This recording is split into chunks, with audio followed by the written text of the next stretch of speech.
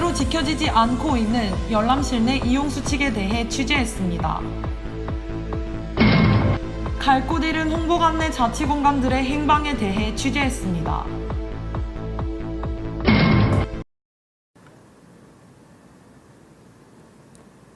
학우 여러분 안녕하십니까? 4월 첫째 주 KUTV 뉴스입니다. 열람실 좌석 반납 및 연장 수칙을 지키지 않아 불편함을 겪는 학우들이 많습니다. 보도에 김선아 기자입니다. 언제나 학우들의 발길이 끊이지 않는 열람실. 학교에 존재하는 많은 열람실엔 전공을 공부하거나 시험을 준비하는 학우들의 모습이 보입니다. 하지만 이용률이 높은 시설인 만큼 열람실 에티켓에 대한 우려와 불만의 목소리는 끊이지 않습니다. 그중 좌석 연장 및 반납에 관한 문제는 학우들의 열람실 사용권과 직결되어 있어 늘 논란이 되고 있습니다. 실제로 각종 온라인 커뮤니티에는 열람실 좌석에 관한 배려의식이 제대로 갖춰지지 않은 학우들을 비판하거나 열람실 좌석의 이용 수칙을 강조하는 유형의 글들을 쉽게 찾아볼 수 있습니다.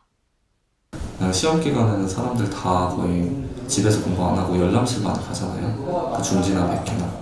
그런데 딱 가라고 보면 다 차 있는데, 다 차 있어서 이걸 자리를 대여하기는 너무 힘든데 딱 보면은 이미 비어있는 자리들이 되게 많잖아요. 좌석 연장을 하지 않고 장시간 자리를 사석화하는 행위는 오히려 빈자리를 골라 좌석을 배정한 학우들에게 피해를 줍니다. 또한 열람실을 다 이용한 뒤 자리를 반납하지 않는 행위는 배정 가능한 좌석의 수를 줄여 공부를 위해 열람실을 찾은 학우들을 곤란하게 만듭니다. 말하지 않아도 할 수 있는 기본적인 열람실 이용 수칙. 하지만 현재 이마저 제대로 지켜지지 않고 있어 학내의 편의한 열람실 환경이 구현되지 않고 있는 상황입니다. KUTV 뉴스 김선아입니다.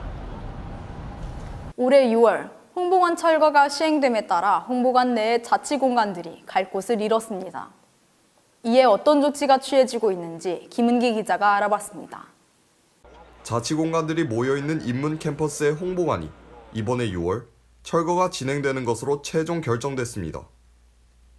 시설 노후화 등 여러 문제점들이 있어 지난해까지는 철거에 대한 논의만이 진행됐으나 철거 확정이 된 것은 이번이 처음입니다.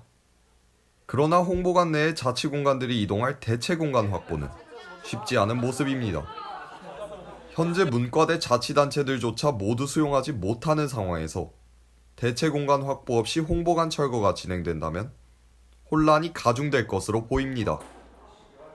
기존 문과대 학생회에서 요구하는 대체 공간은 SK미래관이었으나 이마저도 완공에는 시간이 걸려 요구가 반영되더라도 남은 기간 동안 대체 공간 확보는 어려운 상황입니다. 이러한 문제점을 파악한 문과대 학생회에서는 공간대책위원회를 꾸려 자치공간과 대체 공간 확보 방안들을 모색하고 있으며 총학생회 역시 20일, 22일 홍보관과 SK미래관에 대한 공간문제 특별위원회 소위원 회의를 열어 각 단위의 요구사항을 수합하고 대응 방법들을 모색했습니다. 김태구 총학생회장은 본교의 이러한 공간 행정에 대해 비판하며 본교가 하루빨리 총학생회와 연합해 공간 확보 문제를 해결해야 한다고 말했습니다. 하루까지도 아직까지 학교 측의 어떠한 공식적인 입장을 들은 사례는 없고요.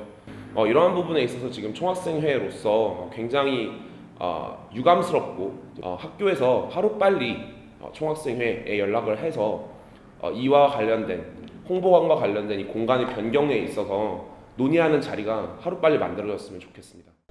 많은 자치공간들이 모여있는 홍보관이 대체공간 공지도 없이 철거된다는 것은 학생들의 공간에 대한 권리가 무시된다는 것입니다.